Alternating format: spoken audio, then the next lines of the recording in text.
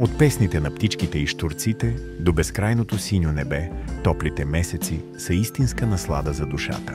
Тези бленувани дни са на няколко градуса разстояние и сега е моментът да започнете да подготвяте дома си за тях, за да им се насладите максимално. За щастие, има много начини да се погрижите домът ви да е прохладен и удобен. Светлите цветове отразяват слънчевите лъчи, като поддържат дома по-прохладен през топлите месеци. От Марио Макс ви съветваме да замените тъмните завеси и декоративните възглавници с свежи тонове. Друг чудесен вариант е да боядисате стените или в пастелни тонове, или в бяло. Това не само ще направи дома ви по-прохладен, но и ще му придаде по-свеж и по-модерен вид. Все пак, прохладата е сред основните приоритети през топлите месеци. Декорирането на дома и градината с повече зеленина осигурява повече сянка и свеж въздух, а и дава настроение, докато разкрасява пространството. Засенчването отвън е много добър начин за охлаждане, тъй като така се блокира натрупването на слънчева топлина, преди тя да влезе в сградата.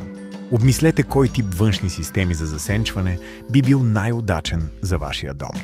Вертикално засенчване е най-добро за фасади с източно и западно изложение, където слънцето е по-ниско, а хоризонталното е по-подходящо срещу най-високото слънце. Шторите и сенниците, които можете да местите или отваряте и затваряте, също са чудесен вариант. Друг ефективен начин за подобряване на температурата през лятото е инсталирането на изолация.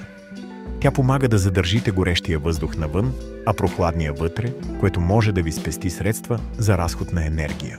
От екипа на Марио Макс ви препоръчваме да изолирате стените и таваните, за да поддържате дома си прохладен и удобен. Безпорядъкът е основен играч в нагорещяването на интериора. Претрупаното пространство ограничава въздушния поток и влошава положението с топлия въздух. Разчистването на дома ще ви помогне да се справите с горещините и ще отвори пространството ви. Оставете интериора да диша, като се отървете от ненужните вещи, които са се натрупали през студените месеци. Това може да са дрехи, мебели, неработещи електронни устройства и други. Сега е и моментът да извадите любимите градински мебели.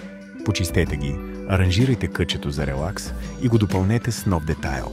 Не трябва да забравяте и за профилактиката на климатиците и вентилаторите. Ако още не сте направили цялостно почистване на охладителните устройства, сега е идеалният момент. Прахът пречи на охлаждащата им мощност, затова не отлагайте почистването им. Последвайте екипа на Марио Макс в социалните мрежи и се вдъхновете с още свежи идеи.